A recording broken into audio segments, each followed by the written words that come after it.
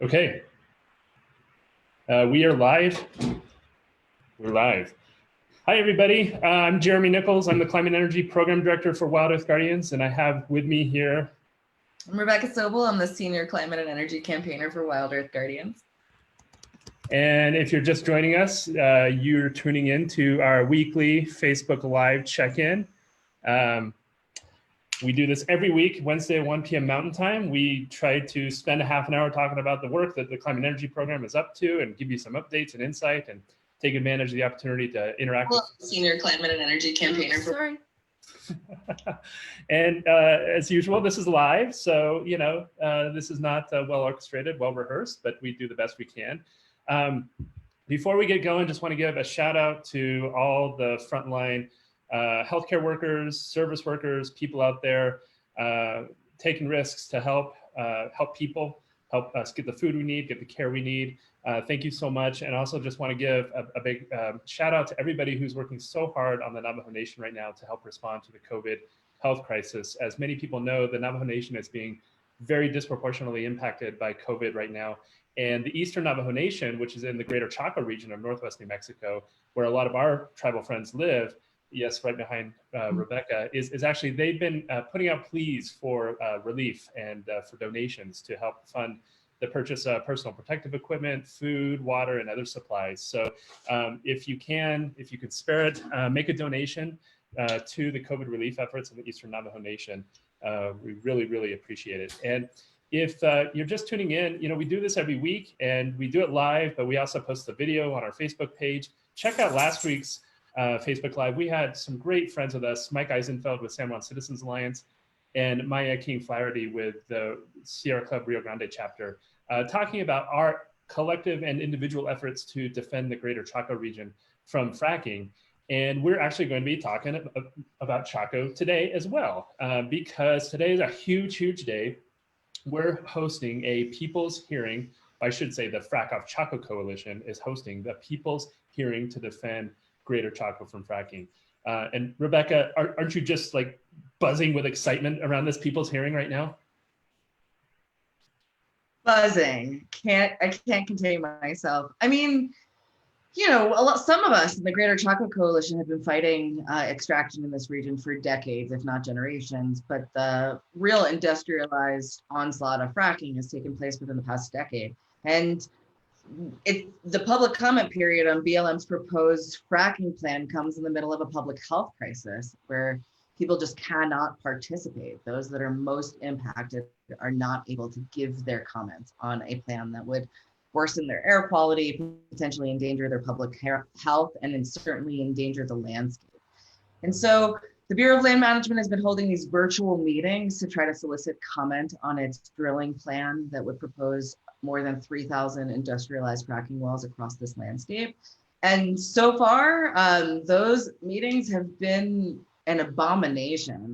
The public really has had limited access. First of all, Navajo Nation has known broadband internet and equity issues. You've got almost half, if not more, people don't lack access to fast speed broadband internet. Mm-hmm. And some don't have electricity or even running waters in their homes, about 40% of them. This is an area that is being hit per capita harder than anywhere else in the country to coronavirus. Yeah. And the Bureau of Land Management did just extend its comment deadline from May 28th, which would have been tomorrow, to September 25th. But still, they have not yet proposed any meaningful means of consultation or any in-person meetings. So the public still has a lot of questions about this plan. And so today at 3 o'clock, we're holding a people's forum. And this is an opportunity where, unlike the Bureau of Land Management and Bureau of Indian Affairs that censored people's time, didn't allow participants to see each other, and really, frankly, ranked people's comments as poor, good, or excellent. We're not doing any of that. This is an open forum for anybody that cares about Chaco or cares about this issue to come give their comment. We'll be recording the whole thing and submitting everything as testimony to the Bureau of Land Management as part of the official record. And we're not going to restrain anyone. We're not going to try to limit people's comments or limit people's times, and mostly try to be there along with other members of the Greater Choco Coalition as a resource to engage in conversation and dialogue with members of the public that have been working to defend and protect this landscape for a very long time. Yeah, so that's the fun that's happening today. And just to back up a little bit, so the Bureau of Land Management released this proposed plan that would basically expand fracking in the Greater Chaco region of Northwest New Mexico. And we've known that this plan was going to be coming out for some time. We had high hopes for it. The agency itself actually indicated a few years ago that it was going to develop a plan to ensure that people, communities, clean air and water, and the climate are protected. And this plan is anything but a plan to protect people. It's a plan to give the oil and gas industry more access to drill this culturally significant landscape. And so the plan came out, and shortly after the pandemic hit, and BLM's response, rather than say, okay, wait a minute, time out here, let's put the brakes on this because people can't deal with this right now. In fact, the people that would be most impacted by the fracking are the people being hardest hit by the COVID health crisis. Rather than say, okay, time out, we're going to be good human beings here, and we're going to say, we're going to suspend all planning processes. We're going to give people a chance to respond first and foremost to their health needs and then health needs of their families. Rather than do that, they have continued to press ahead with this plan. And instead of hosting actual public meetings, which of course shouldn't happen anyway right now, they decided to hold virtual hearings. And it was almost like this intense slap in the face for so many people because, as you mentioned, Rebecca, the access to internet is just so lacking in the Greater Chaco region, especially in tribal communities. They don't have reliable access. They can't participate over Zoom. And then, as you mentioned too, these public, I can say, quote, public meetings were anything but public meetings. You couldn't see anybody else who was participating. We didn't know who else was participating. The Bureau of Land Management officials would not show their faces and actually talk to us, unlike a real public hearing. And it was a complete joke. People got to comment, but as we heard, Rebecca, I know you were participating too, people were saying, what, this is crazy, this is surreal. As you heard me comment, there was like minutes of dead silence. And finally I said, hey, given that this is all silent, can't we just interact with the Bureau of Land Management? And their response all the time was, thank you for your comment, we appreciate it. So, we're holding this people's hearing today as a response to this, that, we want to provide a forum for people to speak their mind, to say what they want to say, to have as much time to say it, and to say it as uncensored as possible. We want to create a safe forum for people to feel like they're heard. And we know full well that holding a virtual hearing right now doesn't necessarily provide access to everybody. And we totally acknowledge that. And so we're going to do the best we can to accommodate people. We're going to read comment letters that have been submitted to us. And we're going to play videos that have been submitted to us of people providing their thoughts on this plan to expand fracking in Greater Chaco. So we're going to the greatest lengths possible to ensure that people have a voice and can be heard, unlike the Trump administration and unlike the Bureau of Land Management. What else, Rebecca? I mean, what I'd say is we know it's still not enough. That's been echoed throughout with our entire coalition partners, that really this is such an important cultural area that has been sacrificed, that was declared an official energy sacrifice zone for decades, that the sensitivity needed when it comes to managing the land in this area is so crucial that nobody wants this process to be rushed, and everyone wants every step possible related to consultation and consent done before there's one more drill, one more new fracking well put in the ground. And unfortunately, that's not what we're seeing the administration do right now. In fact, even as they're holding these bogus virtual meetings, they're still approving new fracking wells across the landscape. We just continuing to call out, the fact that in a response to relentless pressure, not just from the public, but from the All Pueblo Council of Governors, the entire New Mexico congressional delegation, and Navajo Nation leadership, Secretary David Bernhardt of the Department of Interior did extend this comment period but it's not enough. And it's going to take all of us calling for more all of the time to make sure that justice is served in this region. Yeah. Yeah, I mean, it was a reprieve, a welcome reprieve that the comment period got extended. It was initially going to end tomorrow. And so that's why we scheduled the people's hearing today, kind of the last chance for people to weigh in and to have their voices heard. Obviously, now we have an additional 120 days, which is great. We're still going to have the people's hearing and still make sure that people's voices get on the record. And yeah, you're exactly right, Rebecca. I mean, this is it's been about nonstop pressure to confront the injustice that has been unfolding in the Greater Choco region for many years now. And Wild Earth Guardians has been at the forefront, bringing litigation forward and technical comments and advocacy to try to confront the BLM and to stop them in their tracks. We actually, shortly after this latest plan to expand fracking came out, we filed another lawsuit challenging hundreds of new drilling wells or drilling permits that were approved in the Greater Choco region. So we're doing our part. But as you mentioned too, Rebecca, I mean, this is about being heard, but like for the tribal, our tribal allies and the tribes that are impacted, both directly impacted and also indirectly in terms of the sacred ties that they hold to this region, you're talking government to government consultation.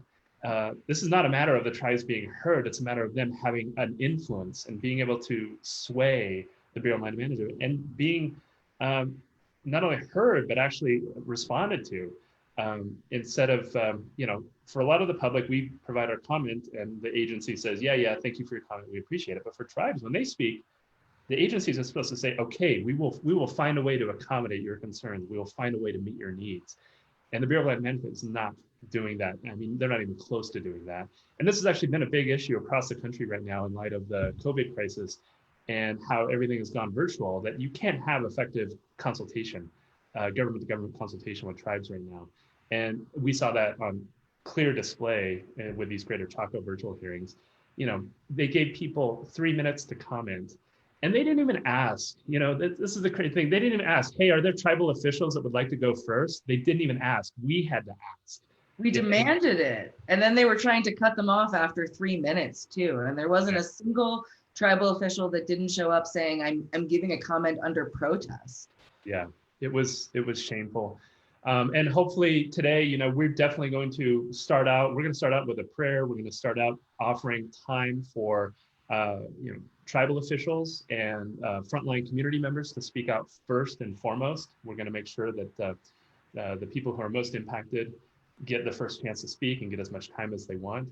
And we'll see how it all goes. We've never done an experiment. Yeah, it is a bit of an experiment. And, it's kind of a page out of our traditional organizing playbook. A lot of times when agencies schedule public meetings that are very restrictive in terms of public engagement, a lot of times groups like Wild Earth Guardians will schedule their own in-person people's hearing or people's meeting to try to be heard. This happens a lot, like where the agency, for example, they want to schedule a hearing in Washington, D.C., and we're like, well, wait a minute, what about Denver? What about Santa Fe? And oftentimes the response will say, well, if you're not going to hold it, then we'll hold it, and we will organize it and get people to turn out. So we're kind of doing that in virtual format. It is a bit of an experiment. We're going to, I think it's going to test our Zoom skills immensely, but hopefully they've become very finely honed over the past few weeks. And we're expecting, a little bit of chaos. But I think, it's all in the interest of transparency, of providing people respect, the dignity to speak out and to be heard and to be treated as a human being and to feel like they are interacting with real people. We want to bring the humanity back to this process more than anything. So hopefully we can pull it off. And we'll post some links here to the Facebook event page for the People's Hearing and other related info. And please, if you can show up, please do. Just join us, be a part of it. We have over 100 people who have registered to speak at our People's Hearing so far. We hope we get everybody to show up. And if we do, that will be monumental. That will be more people showing up to our People's Hearing than showed up to the Bureau of Land Management's virtual public hearings. So it will be sending quite the statement to the agency if we can bring out more than 100 people. So let's see what we can do. Spread the word for sure. Rebecca, I wanted to show a quick video here, an explainer that our friend Maya King-Flaherty with the Rio Grande chapter of the Sierra Club put together, kind of an explainer about what the People's Hearing is all about. I want to go ahead and play that here. All right. So this is our friend Maya King-Flaherty, who joined us during last week's Facebook Live check-in. So check that out if you haven't already. Great friend and ally. All right. Hi, everyone. I hope you're all staying safe, keeping healthy, and helping to keep others safe during these times. I'm Maya King-Flaherty, organizer with the Sierra Club Rio Grande chapter here in Albuquerque, New Mexico, and member of the Greater Choco Coalition. And the Bureau of Land Management and Bureau of Indian Affairs are hosting virtual public meetings from May 14th to the 18th to discuss a long-awaited draft resource management plan that opens up the remaining 7% of lands in the Greater Choco region for more fracking. Now, even in light of the global pandemic, impacts to tribal communities, various calls from tribal governments, the entire New Mexico Congressional Delegation, the New Mexico Department of Energy, Minerals, and Natural Resources, and multiple groups to extend the comment period, the Bureau of Land Management is barreling ahead and calling for public comment by May 28th. Now, instead of supporting the Trump administration's plan to further disenfranchise communities, the Greater Choco Coalition is holding a People's Hearing on May 27th to defend the area from more fracking. Now, we're aware that holding this hearing is still not enough, and that many of the most impacted people will not be able to participate due to the lack of adequate internet access and other emergencies. But our goal is to create a forum for public to provide comment and testimony on the plan. Unlike the BLM, we won't limit or censor people's comments, and all are welcome. The People's Hearing will start at 3 p.m. and will go until about 11:30 p.m. We realize that's a really long time, but we want to make sure that as many people can comment as possible and comment when they can. Now I'm going to walk you through some steps and ways to engage and participate and register for the People's Meeting. Now, if you'd like to participate in the People's Hearing, you can access that information by going to the Fracking Greater Choco Facebook page. In the event section, you'll see the People's Hearing on May 27th. In the details section, if you scroll down, you'll see the link where you can register for the event. Simply enter your information, and then you'll receive a Zoom link to join and give your comment.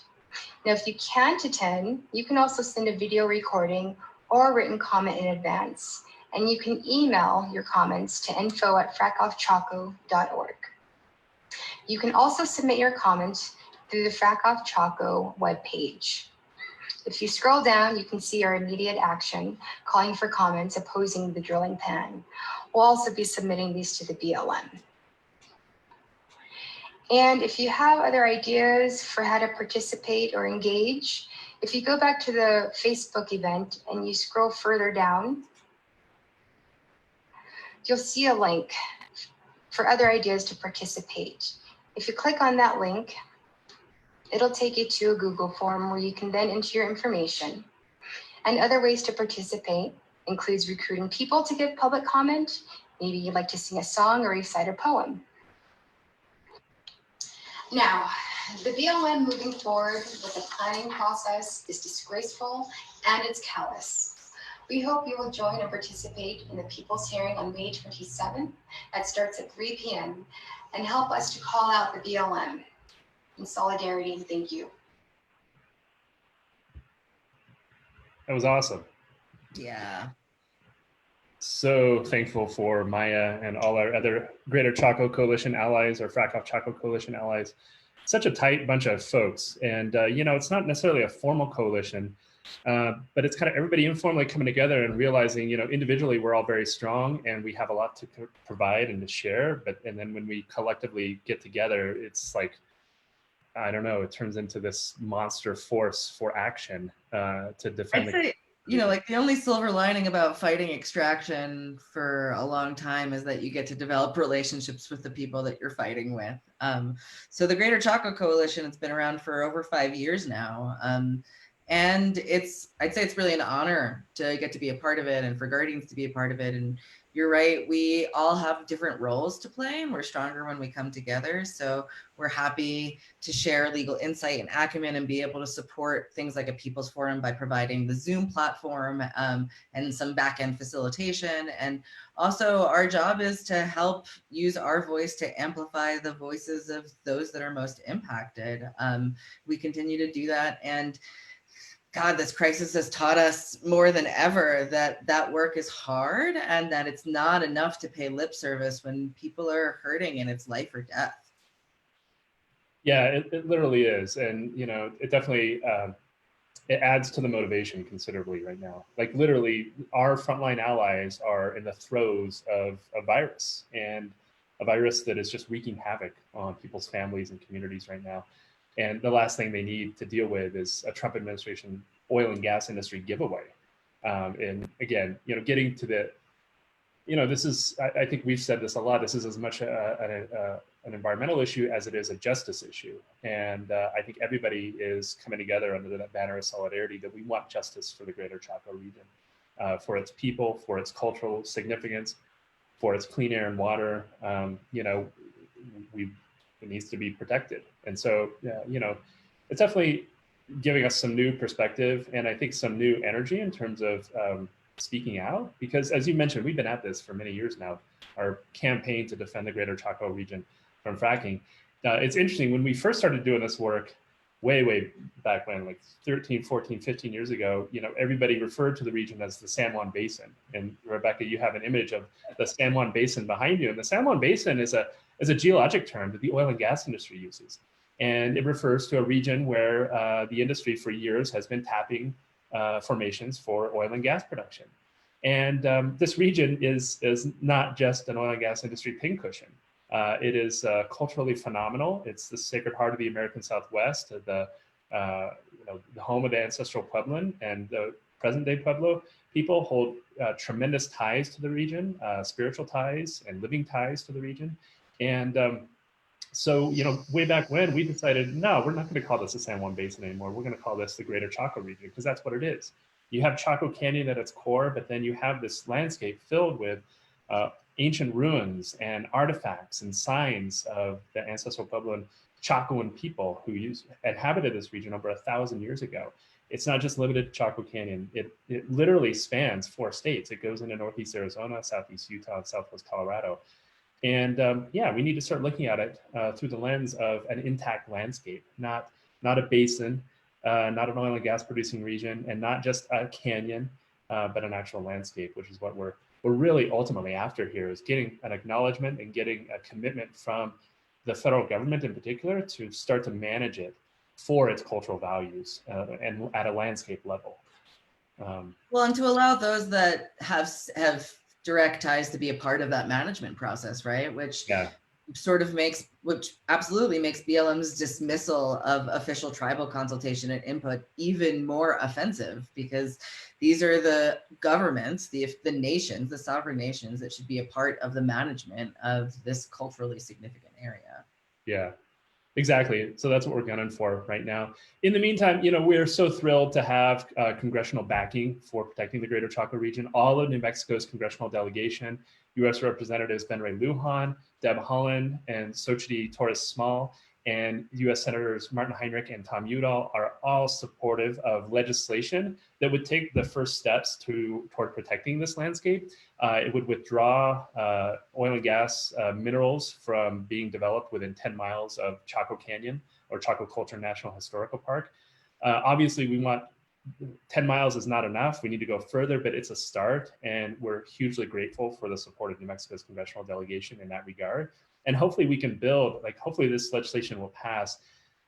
It's up before the Senate right now. And hopefully Senators Udall and Heinrich can, you know, muster up the votes to get it passed. And hopefully we can build on it and take even bigger steps toward this vision of landscape level management that legitimately and genuinely includes tribal involvement and gives them an equal footing, you know, when it comes to managing the resources of this region.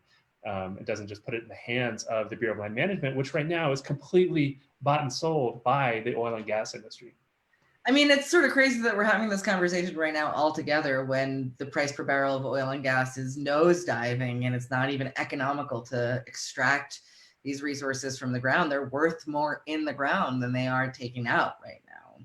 Yeah, how about that? It's economically lucrative to keep fossil fuels in the ground at the moment, which we're thrilled at. That's been our goal, but it's also the reality. So, and it is interesting. The Bureau of Land Management did just last week announce that they were canceling a planned sale of public lands in New Mexico for fracking that was originally scheduled to happen this week, I believe. And it was kind of a surprise. And these lands, they're not in the Choco region, they're in southeast New Mexico. There's around 45,000 acres that were going to be put on the auction block. And the Bureau of Land Management abruptly and without explanation decided to cancel the sale. So that was big news. And we're hoping that it's a sign that the agency is realizing that it can't, that it is selling Americans short. It's selling our public lands and our climate short by continuing to sell public lands for fracking. And maybe we're actually seeing a turn in the tide. You know, it's interesting that the Bureau of Land Management's decision to cancel the New Mexico sale of public lands for fracking came after the agency just lost yet another lawsuit that environmental groups brought challenging the sale of public lands in Montana and Wyoming for fracking. The BLM lost a lawsuit, and the sale, it was like 350,000 acres were completely overturned. So the Bureau of Land Management in 2017 and 2018 tried to sell all these lands for fracking. Groups sued and they won, and those lands are now not in the hands of the oil and gas industry. And of course, this latest ruling comes just after Guardians won another big ruling in Montana that did a similar thing, overturned around 150,000 acres of oil and gas leasing in Montana. So the agency is its batting record is good. It's pretty dismal, and you know, we're hopeful that perhaps they're seeing the writing on the wall that we got them, we busted them, and they can't continue to steamroll the public, steamroll our climate and our public lands, and to steamroll people. And hopefully we can help reaffirm that message today during the people's hearing to defend Greater Choco. Well, Rebecca, thanks so much for that background, and thanks for all you're doing with the Frack Off Choco Coalition. Folks should definitely check out frackoffchoco.org. It's the Frack Off Choco Coalition website. Lots of great information in there, lots of great resources. Check it out. Also, check out Wild Earth Guardians webpage. We have lots of great Choco information on there because it's been the hot topic for the last couple of weeks in anticipation of this deadline, public comment deadline coming up tomorrow, which of course has now been extended. But we're keeping up the momentum and keeping up the spirit and the pressure to secure the protections the Greater Choco landscape needs. So if you're just tuning in, this is Wild Earth Guardians Climate Energy Program weekly Facebook Live update. We do this every week.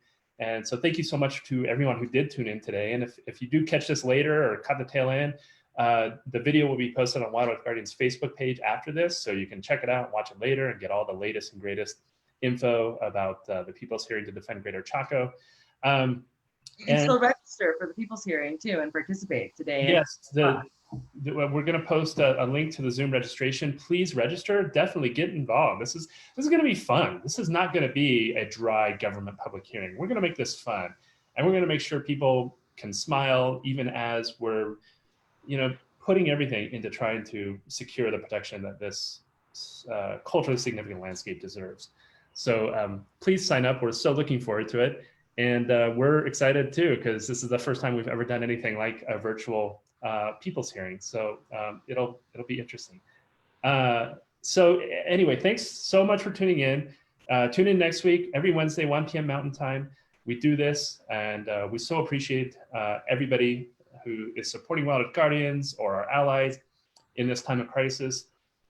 Things are kind of getting back to normal, but as we all know, the virus is still out there. So please stay safe, be smart, be responsible, and do the right thing.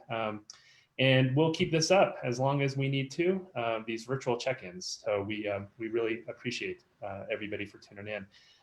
Check out Wild Earth Guardians on social media too. If you're not tuned in, if you're not signed up for our email list, you know, sign up. It's on our website, wildearthguardians.org. Follow us on social media at Wild Earth Guard on Twitter and Wild Earth Guardians on Instagram and Facebook.